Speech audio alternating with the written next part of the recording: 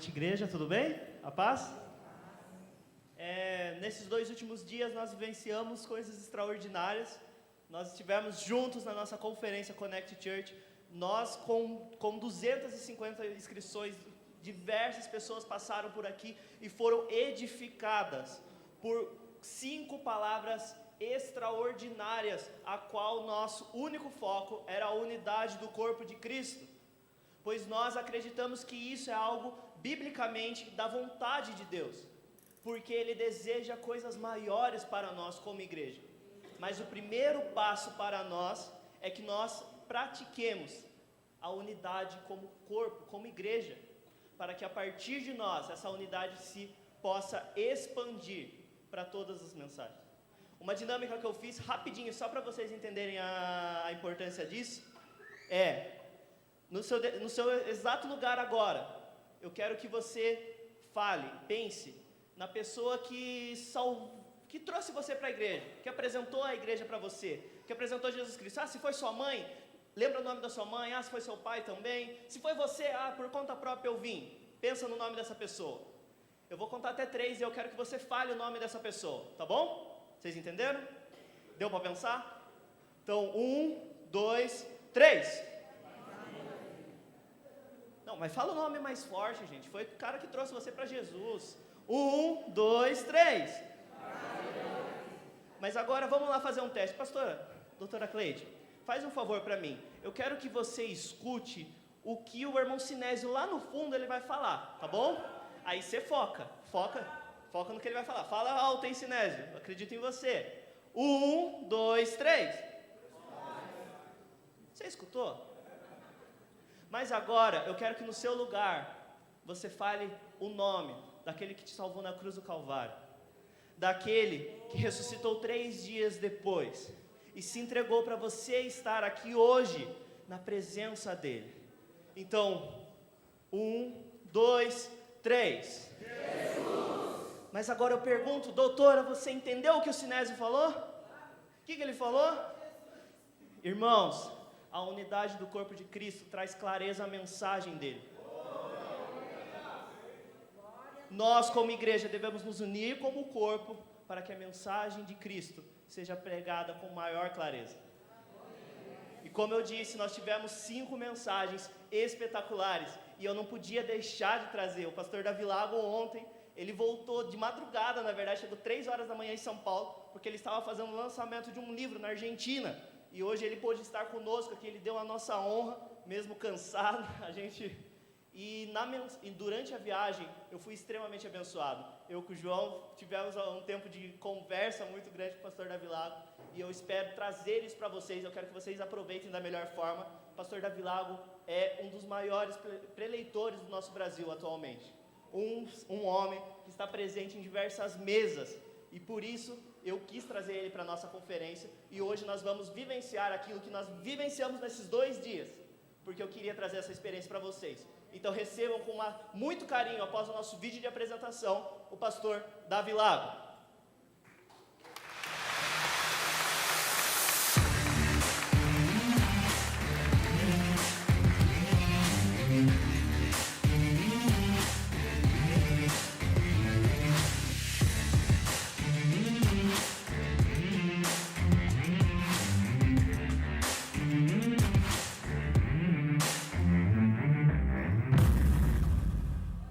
Louvado seja Deus, amados irmãos, graça e paz do Senhor Jesus.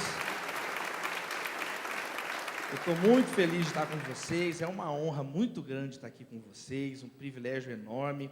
Eu trago um abraço da nossa igreja, Primeira Igreja Batista da cidade de São Paulo, pastor Paulo Eduardo, um abração para o nosso amado pastor José Jorge, pastora Rosângela, pastor Jairo, querido irmão, e também um abraço do pastor Jorge Linhares, de Jorge para Jorge, né, gente? Tá vendo, né? Igreja Batista Getsemane. Nós temos um vínculo também lá em Belo Horizonte com a Igreja Getsemane, 17 anos, fomos membros lá. E meus amados irmãos, eu sou filho de pastor, neto de pastor e bisneto de pastor. Então, na minha família, meus 4 bisavôs foram pregadores do Evangelho e minhas 4 bisavós também. Então, na minha família, até o cachorro é pastor alemão e o outro é pastor belga, gente. Então, É um monte de pastor na família, né? Família Pereira do Lago, por exemplo, o pastor Ciro Pereira do Lago, da Quadrangular de Limeira, agora está o pastor Cirinho lá também, são parentes nossos, né? Primo de segundo grau. Então, venho de uma família, não teve muita escolha no meu caso, né, meus irmãos? Eu estou feliz de estar com vocês, passou aqui, né, minha família, mandou um beijão para vocês, minha esposa Natália, a Maria, e é com muita alegria que eu quero convidar a igreja a gente a abrir a Bíblia em Gênesis capítulo 50, último capítulo do primeiro livro da Bíblia, Gênesis capítulo 50, e nós vamos ler um texto muito maravilhoso da palavra, que nos ensina sobre como que Deus tem o poder de transformar as nossas famílias. Você recebe essa palavra na sua vida? Famílias transformadas. É um dos textos mais fortes da palavra, sobre como que Deus transforma uma família. E eu quero ler então com vocês aqui, vamos juntos ler aqui capítulo 50, Gênesis capítulo 50, verso 15 em diante, diz assim a palavra do Senhor: Vendo os irmãos de José que seu pai já estava morto, disseram: Porventura nos odiará José e nos retribuirá todo o mal que lhe fizemos? Portanto, mandaram dizer a José: Teu pai ordenou antes da sua morte, assim direis a José: Perdoa, rogo-te, a transgressão de teus irmãos e o seu pecado, porque te fizeram mal. Agora, pois, rogamos-te que perdoes a transgressão dos servos do Deus de teu pai. E José chorou quando eles lhe falavam. Depois vieram também seus irmãos, prostraram-se diante dele e disseram: Somos teus servos. Respondeu-lhes José: Não temais. Acaso eu estou no lugar de Deus? Vós, na verdade, intentastes o mal contra mim, porém Deus o tornou em bem, para fazer como se vê neste dia, para conservar muita gente com vida. Agora, pois, não temais, eu vos sustentarei a vós e a vossos filhos. E assim os consolou e lhes falou ao coração. José habitou no Egito, ele e a casa de seu pai. Ele viveu 110 anos e viu os filhos de Efraim, da terceira geração. Também os filhos de Maquir, filho de Manassés, nasceram sobre os joelhos de José. José disse aos seus irmãos: Eu morro, mas Deus certamente vos visitará e vos fará subir desta terra para a terra que jurou a Abraão, a Isaque e a Jacó. E José fez jurar os filhos de Israel, dizendo: Certamente Deus vos visitará, e então fareis transportar daqui os meus ossos. Assim, morreu José com a idade de 110 anos, e depois o embalsamaram e puseram-no num caixão no Egito. Oremos. Pai, nós te louvamos pela tua palavra. Ó Deus, essa noite nós oramos por cada lar aqui representado, cada família. Deus, cura os nossos corações, cura, Senhor, a amargura, que seja uma noite de perdão, Senhor, de transformação. Ó Deus, desde já nós oramos por esse mês de maio, que seja um mês de colheita, um mês abençoado. Guarda, Senhor, o trabalho dos teus filhos, guarda, Senhor, os casamentos, guarda, Senhor, as novas gerações. Ó Pai, que venhamos viver um mês de maio, ó Deus, frutífero na tua presença, seja um mês de salvação, mês de reconciliação. Pedimos, ó Pai, que a tua palavra encontre em nossos corações terra boa e que a semente da palavra frutifique em nós. É a nossa oração, no nome santo de Jesus, a igreja diz: Amém. Bom, queridos irmãos, queridas irmãs, tem uma frase que diz assim: a cada 10 famílias, 9 brigam e uma é mentirosa. Toda família tem discussões. A família é aquele primeiro lugar onde nós aprendemos a ouvir, a falar, a andar. É aquele núcleo mais básico de todos nós. Todos nós somos um produto também da nossa família. Aquele lugar onde se espera, nós vamos encontrar mais compreensão dos outros. Um lugar onde a gente pode falar um pouco mais. Na rua não pode tanto. No trabalho, não é assim? Na faculdade, mas em casa, todos nós esperamos uma compreensão um pouco maior. Aquele lugar onde a gente vai poder desabafar, falar coisa, o marido para a esposa para o marido, o filho chegar em casa. Minha filhinha, tem uma filhinha Maria, tem 10 aninhos, ela chega da escola, ela não para de falar, ela fica 2 horas falando, contando tudo o que aconteceu, e ela quer falar, ela quer ser ouvida, ela quer falar da canetinha que me riscou o chão, ela quer contar cada detalhe do que aconteceu, o que o colega falou, que ela deu risada. Isso é a família, é aquele lugar que nós podemos então abrir o nosso coração. Em todas as famílias existem então os momentos difíceis, todas as famílias.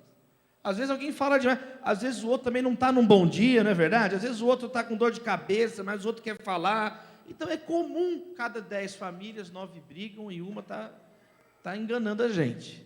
É o normal das famílias, os desafios, é o normal. Agora, o anormal é quando a família, que é uma bênção de Deus na nossa vida, se torna mais do que aquela discussão do dia a dia, aquele momento do dia a dia, aquele dia que não está muito bem, mas quando a família, muitas vezes, se volta contra nós. E aquele ambiente que é para ser um ambiente abençoado, se torna um ambiente muito pesado, muito triste. Quantos estão entendendo o que eu estou falando? Existem situações, muitas vezes, onde, ao contrário da família ser uma bênção, a família vira uma briga muito grande. Briga. Diz que tem a história, né, de uma menina que ficou de castigo. O pai e a mãe colocaram a menina de castigo. Menina bagunceira, fez bagunça o dia inteiro. Vai ficar de castigo, menina. E a menina ficou quietinha no canto, nervosa, o dia inteiro nervosa, gente. A menina ficou nervosa o dia inteiro. No final do dia, o pai e a mãe falaram assim: filhinha, acabou o castigo, pode sair do castigo, vamos tomar um café, pode vir para a mesa, filhinha, vamos tomar um café. Mas a menina estava invocada, chegou na mesa invocada, e aí a mãe falou: filhinha, faz uma oração para o nosso café aqui, faz uma oração por nós. E a menininha orou: Deus, obrigado por essa mesa que o Senhor preparou na presença dos meus inimigos. Meus irmãos, essa menina está precisando ir no culto de libertação, amém, queridos? Tem gente que começa, quem já viu isso? A pessoa começa, filho que vê o pai como inimigo, a mãe como inimigo. A história de José foi assim. José, ele só recebeu tragédia da família dele. Os irmãos dele queriam matá-lo. José recebeu da família dele agressividade, violência, incompreensão. Então, ao invés dos irmãos compreenderem, ao invés de ser um ambiente abençoado, a história de José, desde o capítulo 37 do livro de Gênesis, é uma história marcada por uma dor muito grande, especialmente com os irmãos dele. O pai dele, Jacó, não teve muita sabedoria, educou ele, paparicou demais ele, e os irmãos tinham inveja, ele tinha uma preferência por ele, agradava ele. Então os irmãos não tinham maturidade, não sabiam lidar com isso, e passaram a odiar José, fazer o mal contra José. Eles excluíam José, e Deus tinha um propósito na vida de José. José era um jovem que já aprendeu a ter visão espiritual.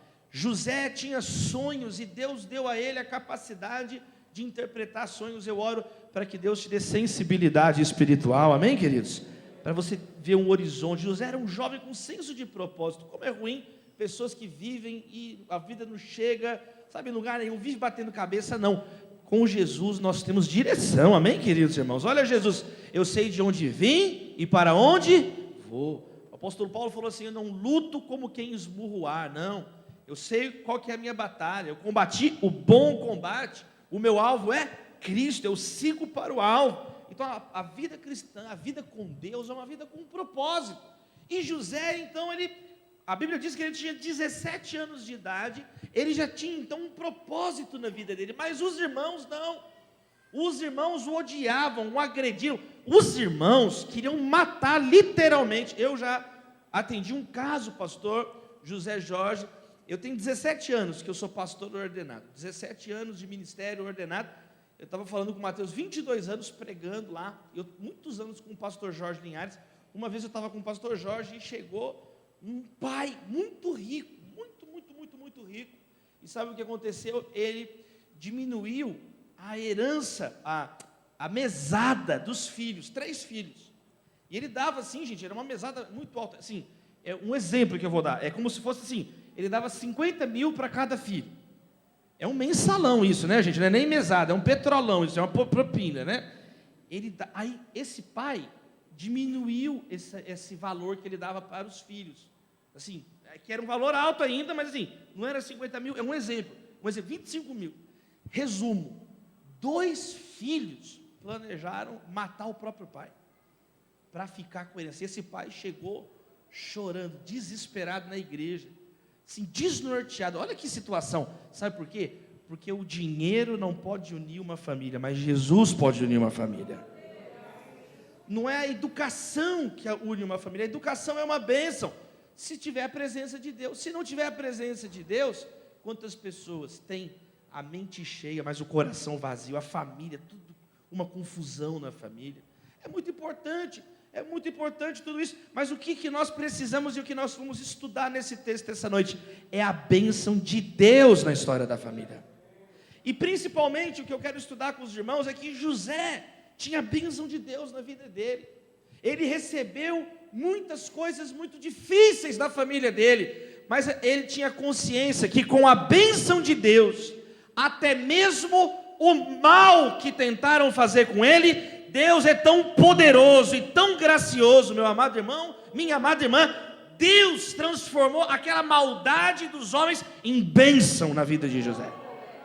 Em bênção na vida de José. Essa noite eu quero declarar essa palavra sobre a sua vida, quebrar o rancor em nome de Jesus, que haja perdão, que haja graça de Deus, e mesmo aquilo que para o teu coração, mesmo aquilo que para a tua família, mesmo aquilo que trava os seus relacionamentos, isso vai ficar aqui para a glória do Pai, do Filho e do Espírito Santo de Deus. A nossa casa é lugar de bênção. Aplauda o nome de Jesus, meu irmão. A sua família é lugar da bênção de Deus. Amém, queridos? Amém? Quem recebe essa palavra em nome de Jesus? Vamos estudar aqui a palavra. Então, esse texto é muito importante.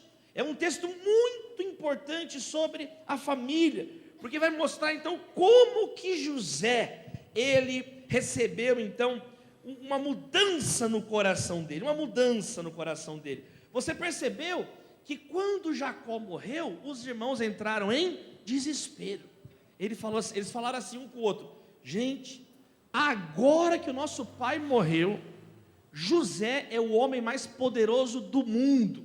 Só o faraó estava acima dele, mas o faraó não sabia de nada, quem governava era José, a bênção de Deus estava com José. Agora que o nosso pai morreu, ele vai matar a gente, ele vai prender a gente. Ele estava tratando a gente bem, mas ele estava fingindo. O que segurava as pontas era que o papai estava vivo. Agora que o pai morreu, o que a gente faz? E eles ficaram então aflitos. Nesse ponto da história, José já estava tratando bem os irmãos dele, mas eles pensavam: ele só está fazendo isso por causa do nosso pai. O dia que o nosso pai faltar, aí nós vamos saber quem é José de verdade, se ele perdoou a gente ou não. Então o texto que nós lemos começa no verso 15. Vendo os irmãos de José que o pai estava morto, eles conversaram: gente, José vai nos odiar, e agora ele vai retribuir o mal que nós fizemos. Eram homens que tinham consciência que fizeram o mal ao outro. Aqui tem um primeiro ponto, que é justamente isso, sabe? Nós temos que, como cristãos, pedir isso a Deus. Deus, mostra para nós se tem alguma falta na minha vida. O homem de Deus, a mulher de Deus, A Bíblia diz: examine-se, pois, o homem a si mesmo. Cristão não é uma pessoa que foge das responsabilidades. Por isso que na igreja a gente não fica falando que você tem que beber, fumar, cheio de vício, para entorpecer a mente. O que você precisa ter é o Espírito Santo de Deus na sua vida.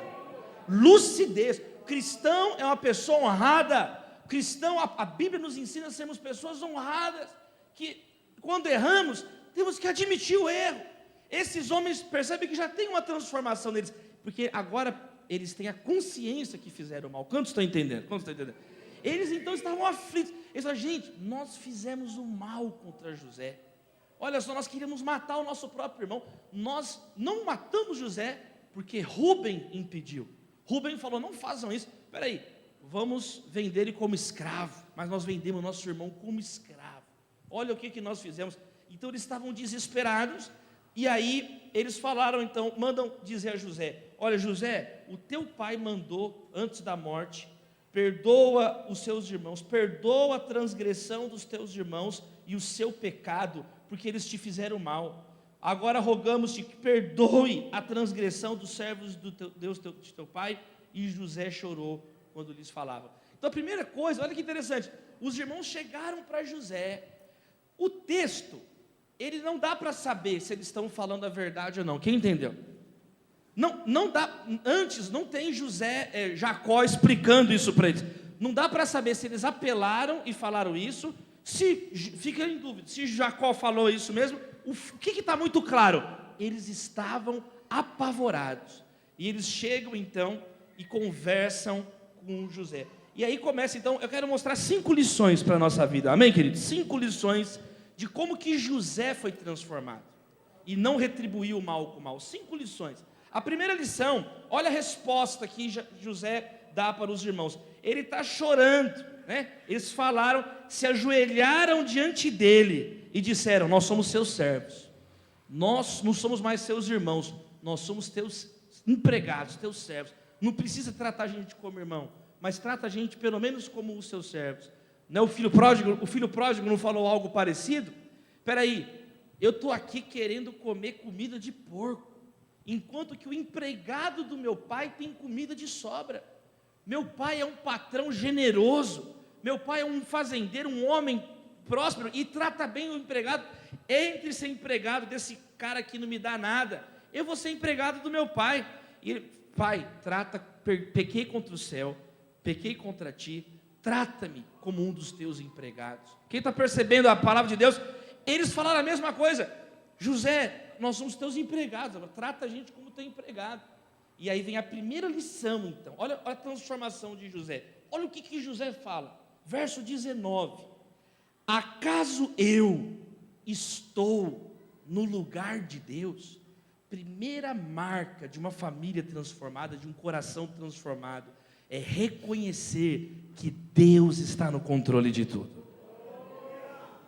José não foi alguém que entrou no desespero.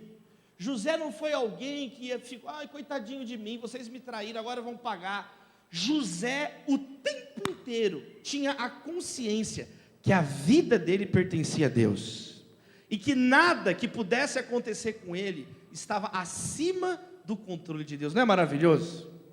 Isso é muito forte em Gênesis, sabe por quê?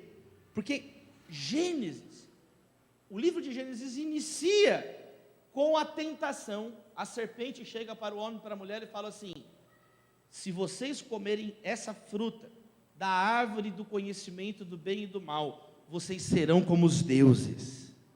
E o homem pecou quando ele queria ficar no lugar de Deus, igual o diabo. O homem, querendo ser como os deuses lá da serpente, ele acabou se tornando parecido, na verdade, com quem? Com Satanás, que queria ficar no lugar de Deus. Então a Bíblia, o livro de Gênesis inicia com a queda do ser humano, porque ele queria ser como Deus. Mas o poder de Deus é tão grande que agora Gênesis termina com um homem que tem consciência que não é Deus, um homem que era cheio do Espírito de Deus. O próprio faraó falou assim: o Espírito dos deuses está com esse homem. Ele não sabia nem falar, né? O faraó não tinha conhecimento de Deus, amém, queridos? Ele não tinha, mas ele fala: o Espírito dos deuses está com esse rapaz. E ele tem a primeira coisa, ele tem a consciência que ele não está no lugar de Deus.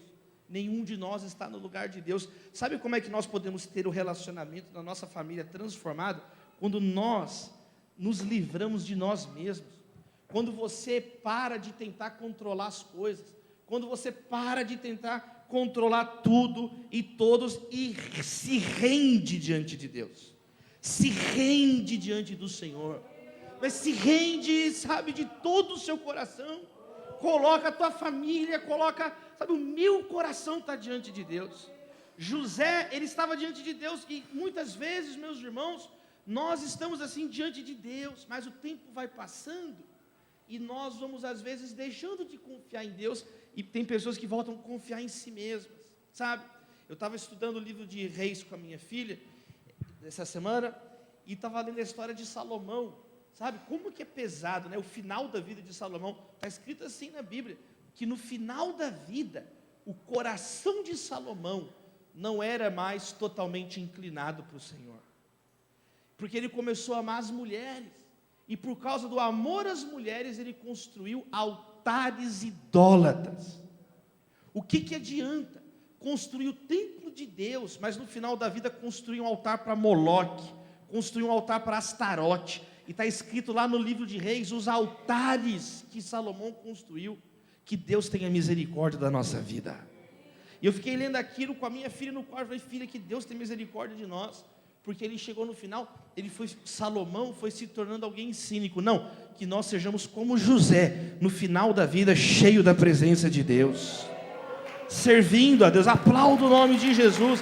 José falou, eu não estou no lugar de Deus, eu não estou no lugar de Deus.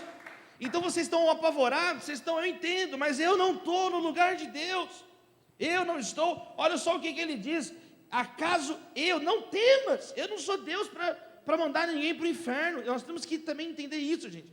Tem pessoas que dizem que acreditam no inferno, mas se você acredita no inferno e acredita na justiça de Deus, você acredita, eu creio na justiça de Deus, eu creio na palavra de Deus, Jesus falou sobre o inferno, eu creio. Então, é Deus que vai mandar a pessoa para o inferno que desobedece. A pessoa se mandou para lá, não é a gente que tem que infernizar a vida da pessoa, amém, queridos? Porque o livro não chama Chatos dos Apóstolos, é Atos dos Apóstolos. Tem gente também, pelo amor de Deus, tem gente que fala, não, eu vou infernizar a vida da pessoa. Não, a pessoa já vai queimar no inferno, fica tranquilo. Você vai prestar contas a Deus do teu coração.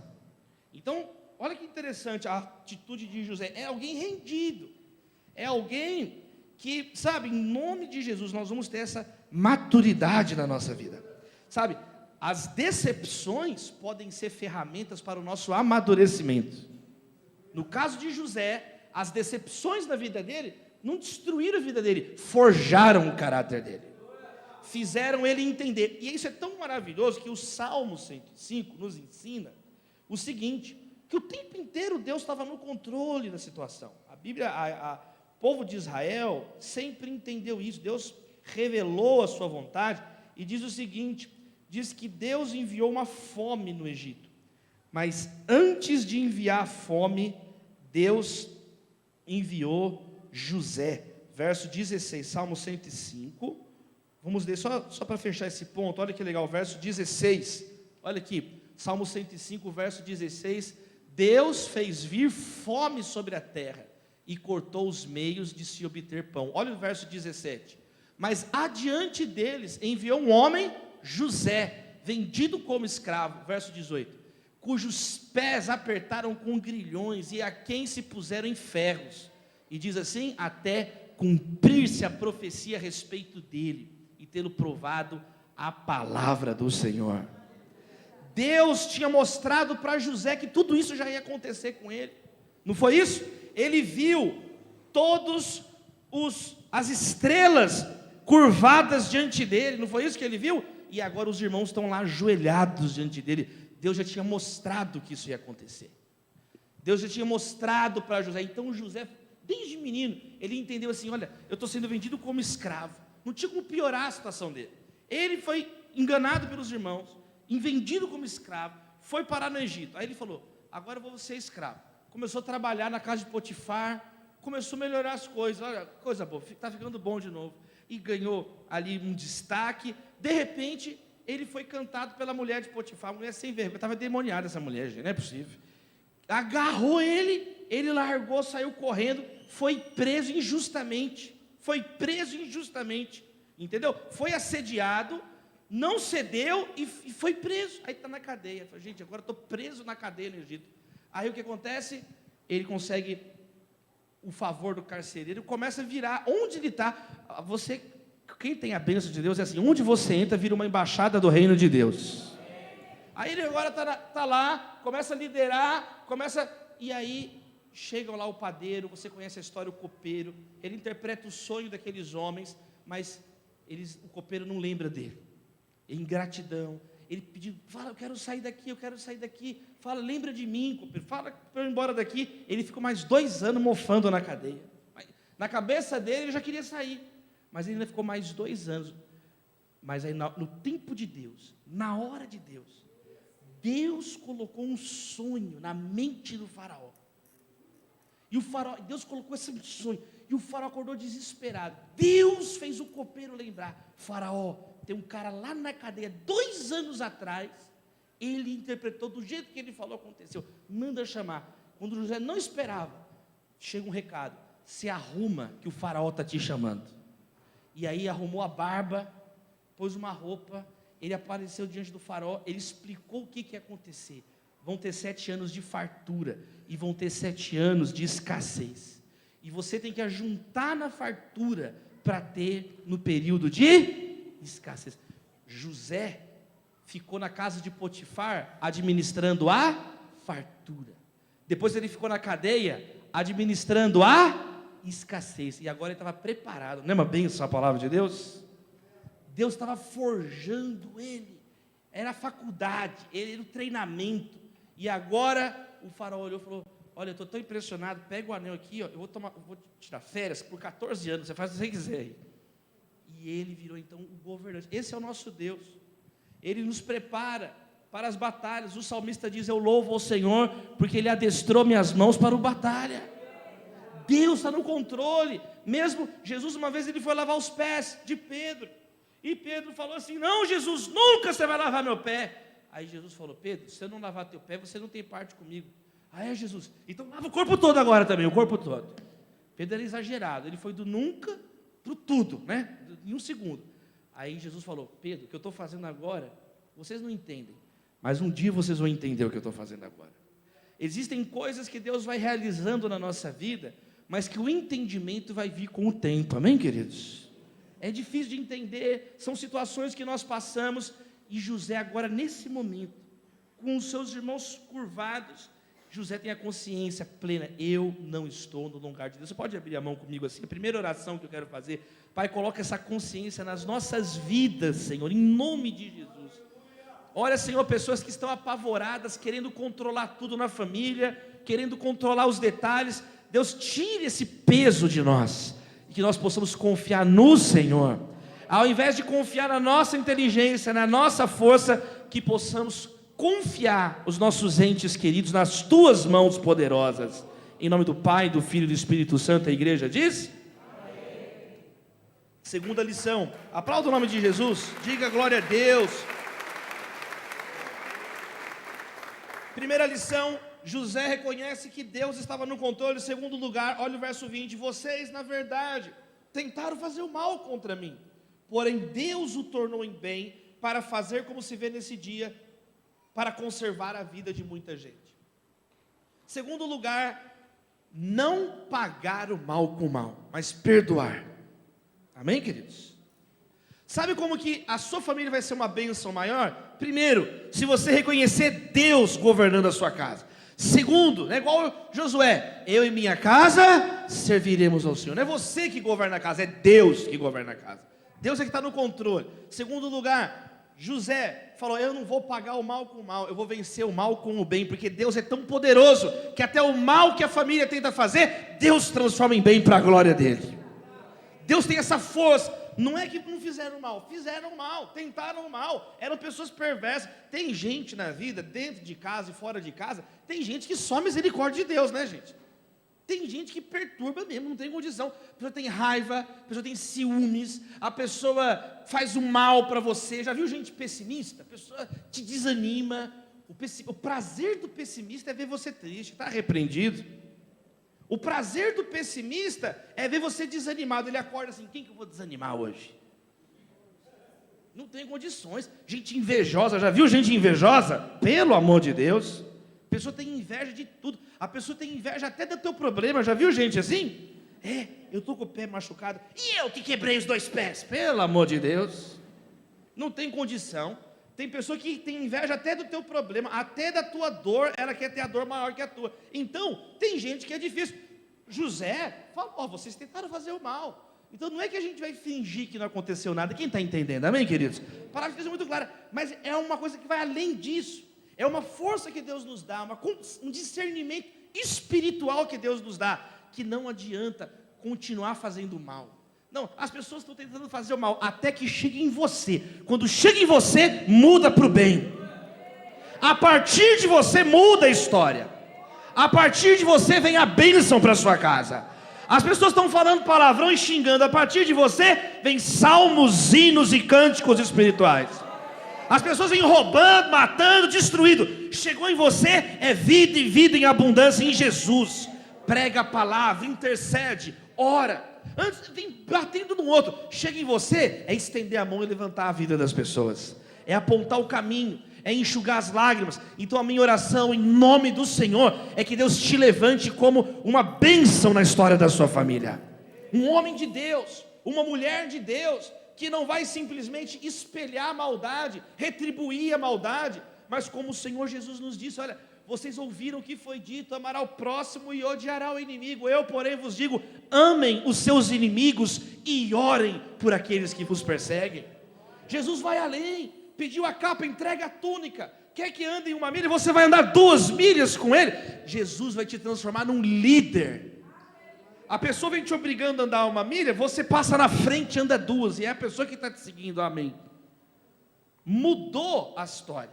A pessoa vem para perturbar, a pessoa vem para irritar, mas a presença de Deus na sua vida é tão grande. Então você vai ter o que? Paciência, que é fruto do Espírito Santo. Olha que maravilhoso o que diz Provérbios 16, verso 32. É melhor o homem paciente do que o guerreiro. Mais vale controlar o seu espírito do que conquistar uma cidade. Tem gente querendo conquistar o mundo, mas a Bíblia nos ensina que é muito mais poderoso quem tem o domínio próprio de Deus na sua vida. Domínio próprio nas palavras. Quantas vezes eu falei coisas que eu não devia ter falado, não queria ter falado, mas sem o Espírito Santo, a gente fica nervoso, a gente estoura, a gente fala coisa, e depois nós passamos o tempo todo tentando pedir perdão para a pessoa, tentando consertar o que a gente falou, mas não tem mais jeito. Eu nunca vou esquecer o dia que um professor na escola falou isso, eu já era na escola dominical, ele falou assim, né, aquela coisa, você tem essa folha aqui, é o coração da pessoa, aí você fala mal da pessoa, machuca a pessoa, fala um monte de coisa, aí depois você tenta, né, consertar com a pessoa, você até coloca a folha, mas olha lá, ficou cheio de ruga, tá vendo? Aí você tenta consertar, mas as marcas do que você falou ainda ficam. Eu nunca esqueci isso. Não é simples? Nunca esqueci isso. Eu lembro que o professor falou isso na escola dominical, e nos ensinando, a boca fala do que está cheio o coração. E eu comecei a pensar na igreja, falei, Deus, eu não quero ser essa pessoa que machuca a vida dos outros. Eu quero usar, Senhor, a capacidade de oratória, de falar para pregar a Tua palavra, para abençoar a vida das pessoas. Assim tem que ser com a história de José. Olha só, não, eu não vou maltratar vocês. Vocês tentaram fazer o mal, mas eu fui transformado por Deus, e eu quero mudar agora isso. Eu quero mudar agora isso. E aí vem, então, em terceiro lugar, a terceira lição, que é a lição do perdão. Perdão. Então, primeiro, ele reconheceu que Deus está no controle da vida dele. Vamos reconhecer isso essa noite. Segundo lugar, Deus vai te dar uma capacidade maior de resistência. Você recebe essa palavra? Uma capacidade. Porque se Jesus fala assim, espera aí, vão pedir para você andar 1 milha, mas você vai andar 2, é porque Ele vai dar força para as nossas pernas. Deus nunca pede de nós algo que Ele mesmo não nos capacita a realizar. A minha mãe, pastora Esmeralda, ela ficou 94 dias internado por causa do Covid no hospital. 94 dias eu fiquei com ela todos os dias no CTI, Hospital Felício Roxo, lá em Belo Horizonte. Meu pai também estava doente, com Covid. Minha irmã foi tentar ajudar, ficou tão nervosa que ficou com pedra no rim, foi internada também. Então só tinha eu para ajudar a minha mãe. O meu irmão não pôde vir, então só eu fiquei lá com a minha mãe. E a minha mãe só mexia a cabeça assim, ó. E nem voz ela tinha. Ela falava assim, desse jeito. Quando a voz da minha mãe voltou, ela fez traqueostomia, né? Quando a voz da minha mãe voltou, a primeira coisa que ela falou: filho, lê a Bíblia para mim. Aí, mãe, você está falando? A voz está voltando, pega a Bíblia, filho. A minha mãe é aquelas pessoas que oram até dormindo, louvado seja Deus. Não é uma expressão, de verdade. Minha mãe, ela ora dormindo, você chega perto dela, ela está dormindo assim. Deus abençoe o Davi, Senhor. Não tem condição, meu filho. Abençoa meu filho, Senhor. Ela é meio dona Florinda, ela me chama de tesouro, né?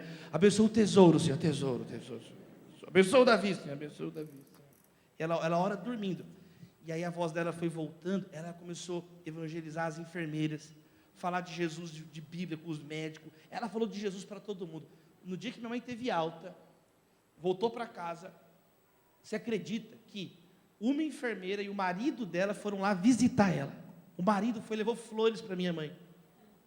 Falou: dona Esmeralda, eu vim aqui agradecer pessoalmente, porque desde que a minha esposa começou a cuidar da senhora no hospital, a minha esposa mudou. Minha esposa era endemoniada, pastora, mas agora ela virou uma mulher de Deus.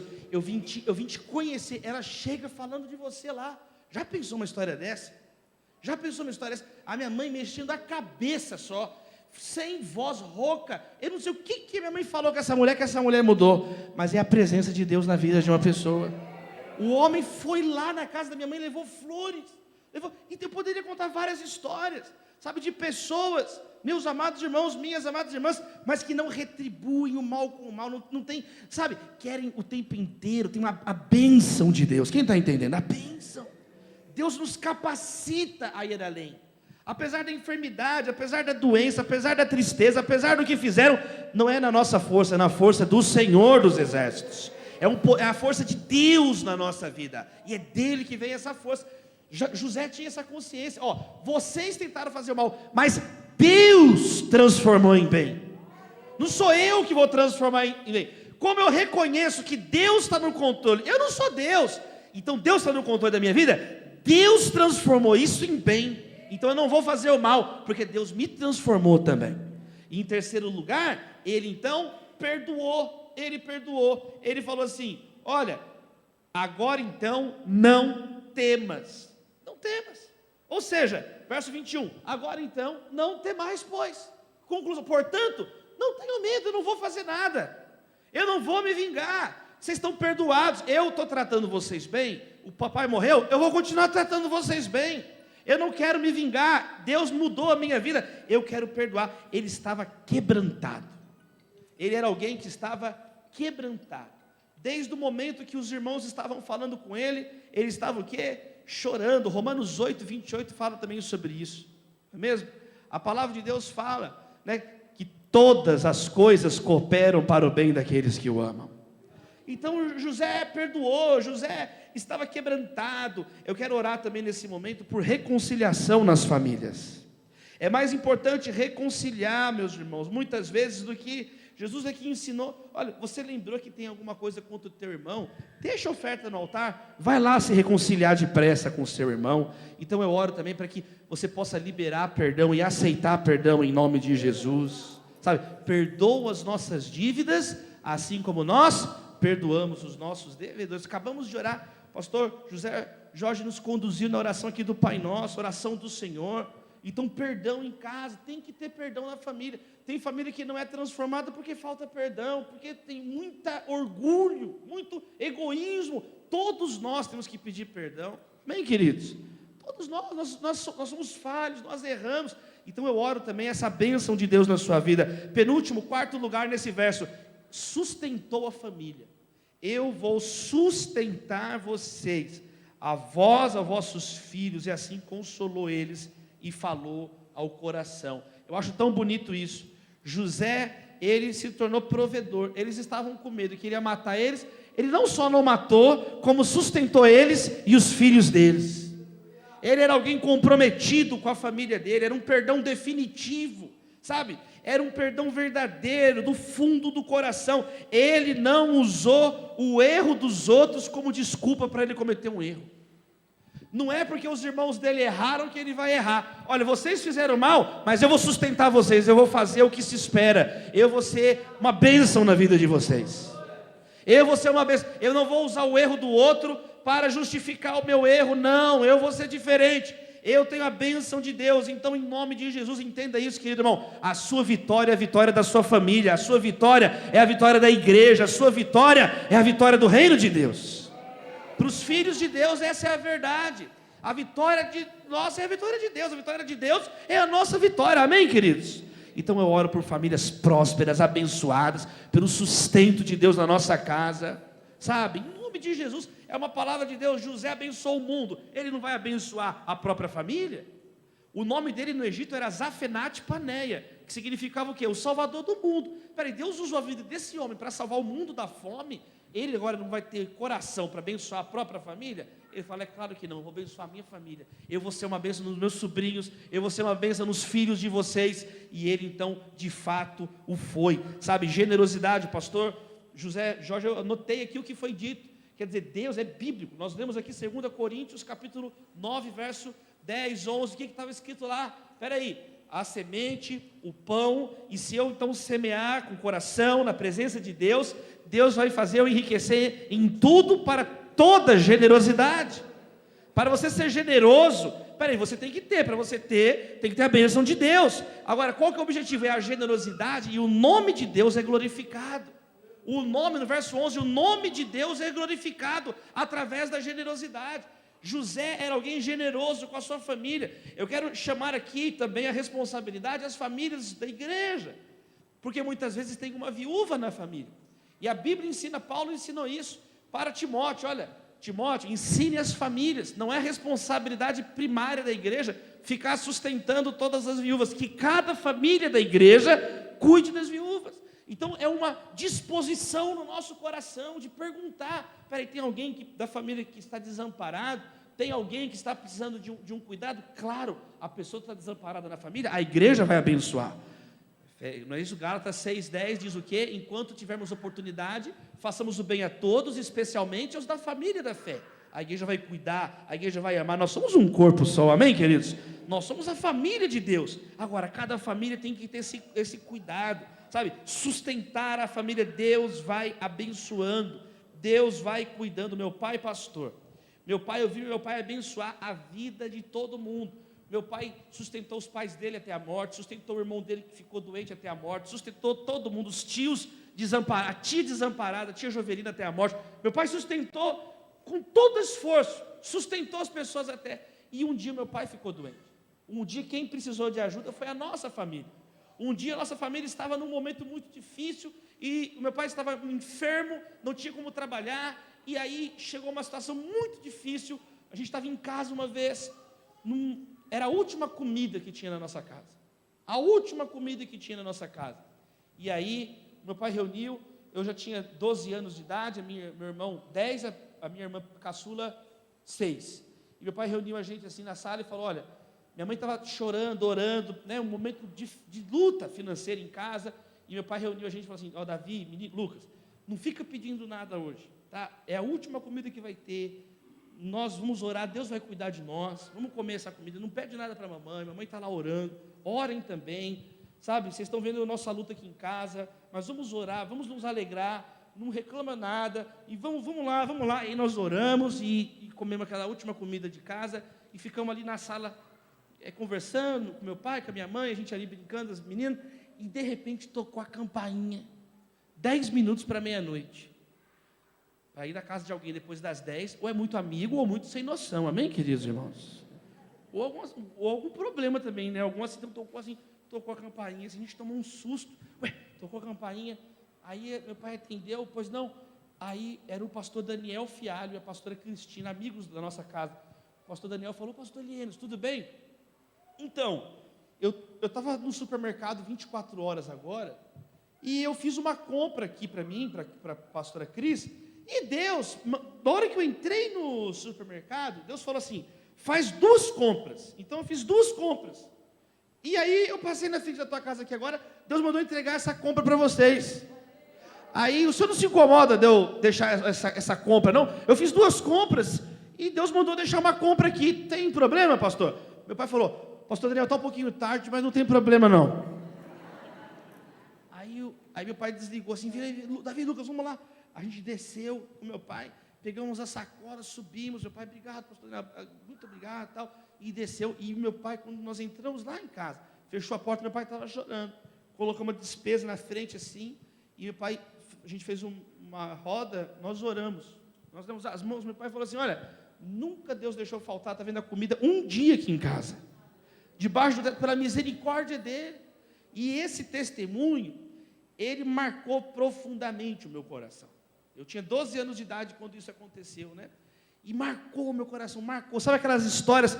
Então nós vamos passando por experiências com Deus. Experiências com Deus. E meus amados irmãos, nós não podemos jamais abrir mão do Senhor, porque é Ele que nos dá força. O pão nosso de cada dia nos dá hoje, vem de Deus o pão.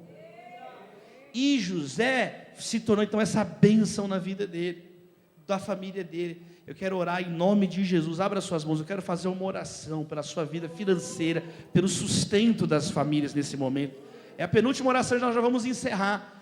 Deus, eu quero orar em nome de Jesus, já foi dito aqui, nós já oramos mais uma vez, concordando, oramos nesse dia do trabalho. Dá o sustento para as famílias, Senhor. Olha, famílias que às vezes estão passando momentos difíceis, famílias que estão às vezes desorientadas, tristes, mas como o Senhor abençoou a vida de José, levanta Josés na igreja, Senhor, pessoas generosas, pessoas amorosas, pessoas que vão cuidar de quem precisa, cuidar da criança que não tem culpa de nada, que não tem nada a ver com a briga dos adultos, Senhor, o sobrinho, a pessoa que não tem culpa de nada. Levanta pessoas cheias do Teu Espírito Santo, Senhor, cheias do Teu poder, da Tua graça, e que sejam bênção na família, sejam um sinal do Teu reino. Ó Pai, prospera os Teus filhos. Olha quem está aflito aqui essa noite, Senhor, por causa da pandemia, por causa que perdeu o emprego, porque está, ó Deus, precisando de alguma coisa. Eu oro, Senhor, por cada família, Senhor. Sustenta o Teu povo, sustenta a igreja brasileira, Senhor. Em todas as igrejas, ó Deus, nossos irmãos que estão agora sentindo tristeza, missionários que estão sem receber o recurso, missionários que estão lá no campo sem retaguarda, com os nossos irmãos nesse momento, Pai. Ajuda-nos no momento de tribulação, ajuda a igreja sofredora, levanta José, ó Pai, para de algum modo, ó Deus, serem uma bênção para a igreja sofredora, Senhor, os refugiados, pessoas que perderam tudo nas enchentes, ó Deus, em São Sebastião, famílias que foram profundamente feridas, ó Deus, as famílias que perderam crianças, que foram mortas nas escolas. Tem misericórdia do Brasil, Senhor, tem misericórdia, Senhor. Olha, pessoas que estão tristes, ó Deus, mas nesse momento nós buscamos forças no Senhor, na cruz do Senhor, ó Pai, em nome de Jesus. Assim como da cruz veio a salvação, que dessas situações difíceis venham glórias ao Senhor, venha a bênção para o Teu povo e o Teu nome seja exaltado. Nós oramos em nome do Pai, do Filho e do Espírito Santo, amém, queridos? Louvado seja Deus.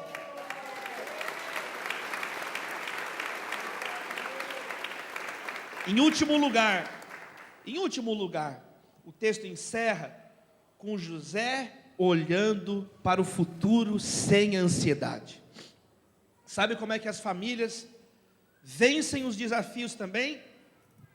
Quebrando a ansiedade e tendo esperança. José olhou para frente e ele disse assim, olha, José, ele está sempre olhando para frente. Quem percebeu isso?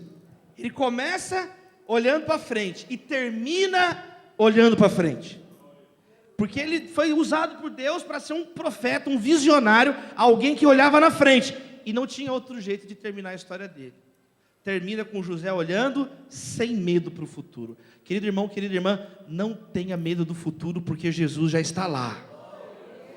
todos os seus dias, antes de chegarem a você, passam por Jesus. Jesus está no futuro. E José olhou para frente, e ele disse o seguinte: olha, jurem para mim, um dia Deus vai visitar o nosso povo aqui, e prometam para mim, que vocês vão levar os meus ossos daqui, para a terra que Deus prometeu dar para o nosso pai Abraão, Isaque e Jacó. Então, essa fé que ele tinha olhando para o futuro, vinha da promessa que a família já tinha recebido. O Deus de Abraão é o Deus de Isaque, é o Deus de Jacó, é o Deus de José, é o nosso Deus, é Jesus. E ele fala: o mesmo Deus que abençoou e que chamou nossos pais, é o mesmo Deus que vai nos tirar daqui do Egito. Ele estava profetizando: Deus vai nos tirar daqui. Quando Ele nos tirar daqui e der a terra prometida que Ele prometeu, vocês vão levar os meus ossos. E isso se cumpriu lá com Josué. Quando Josué terminou a conquista da terra prometida, os ossos de José vieram do Egito e ficaram lá na terra prometida. E José já viu isso lá na frente. Eu quero orar, que Deus tire toda a ansiedade dos nossos corações, em nome de Jesus. Nós somos guiados pela visão de Deus, não pela visão do momento. A minha oração essa noite é que haja bênção no relacionamento entre pais e filhos, entre o marido e a mulher, na casa, haja perdão, sabe? Então, em primeiro lugar, vamos reconhecer que Deus está no controle de todas as coisas. Em segundo lugar, não vamos pagar o mal com o mal. Deus vai te dar paciência, vai dar o Espírito Santo, domínio próprio, com as palavras, amém, queridos? Terceiro lugar, perdão. Deus vai trabalhar na reconciliação das famílias, perdão em casa, olha que bênção. Quarto lugar, sustento na família, bênção de Deus, provisão na nossa família. O salmista diz: eu nunca vi o filho do justo passar fome, nem a descendência do homem íntegro mendigar o pão, porque nós somos uma família só, amém, queridos irmãos? Estamos unidos, a tua dor também é a nossa dor, o teu sofrimento é o nosso sofrimento, nós somos uma família em Cristo Jesus. E em último lugar, nós não vamos viver com ansiedade, famílias cheias de esperança. Provérbios fala assim: é melhor a casa que tem a verdura na mesa, mas alegria, do que aquela que tem o novilho gordo e tristeza, e briga, e pessoas que vivem brigando, e pessoas que vivem, sabe, machucando umas às outras. Eu vou encerrar contando uma história que aconteceu comigo no aeroporto, sabe, para te dizer o seguinte: onde você estiver é uma embaixada do reino de Deus. Eu estava no aeroporto de manhã no Rio de Janeiro, e sabe o que aconteceu? Estava uma fila muito grande para entrar no detector de metais, 5 da manhã, não andava a fila, e eu olhei do lado assim na fila, esperando na fila. Eu vou louvar a Deus aqui, pus um fone assim, e comecei a ouvir louvor. Falei: Deus abençoe essa semana, olha a cara das pessoas, estão demoniadas, Deus, dá uma alegria na vida delas, abençoe esse povo aqui. Assim, eu comecei a orar, assim, quando eu olhei para o lado, tinha uma família, uma mulher grávida, ela estava muito grávida, gente, muito grávida, assim, barrigão muito grávido, e aí, o marido dela, meio decorativo, assim, sabe um marido meio decorativo? Meio assim, olhando para o lado, e a mulher parada na fila. A grávida tem preferência, gente. Eu peguei, olhei aquilo e falei assim: ei, gente, tem uma grávida, a grávida tem que passar, deixa a grávida passar, é direito da grávida. Falei com o pessoal brasileiro também, é sem vergonha, né, gente? Olha, eu não tinha visto. Claro que tinha visto, não tinha visto, sem vergonha. Olha, pode passar. Aí a grávida passou assim com o barrigão, ela agradeceu: ô Senhor, obrigado, Senhor. O bebezinho me cumprimentou. O marido bananão olhando assim, sem saber assim, meio perdido assim. Aí eles passaram, e aí todo mundo me olhando meio sem reação. O que a gente faz agora? Eu falei: nada, continua a vida de vocês aí, vão se arrepender dos pecados, vão se converter. Aí, passei. Conclusão: depois de muito tempo, passou uns 20 minutos de fila. Quando eu saí, quem estava me esperando do outro lado lá do aeroporto? A grávida, o bebê e o marido, parado para me agradecer. Olha só: ô Senhor, muito obrigado pela tua gentileza, eu queria te agradecer, muito obrigado. Aí você já aproveita, gente, já evangelizei a grávida toda, louvado seja Deus. Eu falei: não, que isso, é um prazer. Eu falei: eu sou pastor. Eu falei: eu estava ministrando numa igreja, preguei na igreja, e estou voltando para casa, eu posso orar por vocês? Eu posso orar pelo bebê? Gente, evangelizar grávida é uma bênção, elas convertem na hora, louvado seja Deus.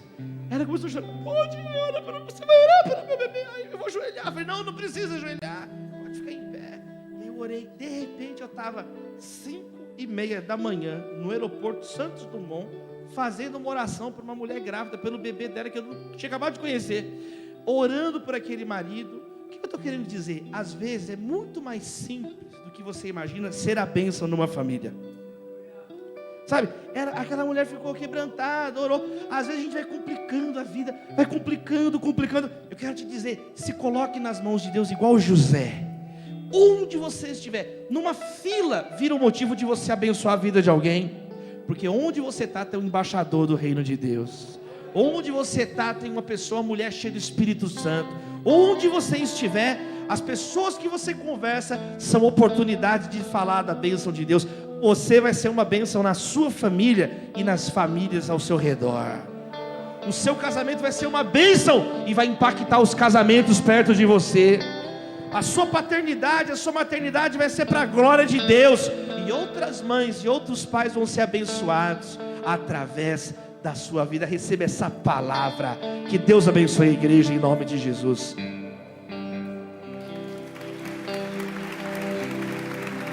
Vamos ficar de pé, eu quero fazer uma oração. Aplauda o nome de Jesus aí. Dá um glória a Deus, quadrangular. Pastor Jairo, vou fazer uma oração aqui então. Pastor José Jorge, vamos orar, abra suas mãos. Quero fazer essa oração, passar a palavra para o pastor. Deus, obrigado pela tua palavra. Obrigado por essa noite. Mais uma vez oramos, abençoe cada família que está aqui. A partir de nós, a nossa família vai ser uma bênção ainda maior. A partir de nós, olha pessoas que dizem: puxa, eu não conheço meu pai, eu não tive uma mãe, puxa, eu fui maltratado. Que isso não sirva de desculpa nunca mais, para a gente continuar fazendo os mesmos erros. Que o erro dos outros não seja uma desculpa para os nossos erros, mas que Jesus, que o sangue do Cordeiro nos purifique, que o sangue de Jesus nos limpe, e que a partir de nós, a nossa casa seja uma bênção, em nome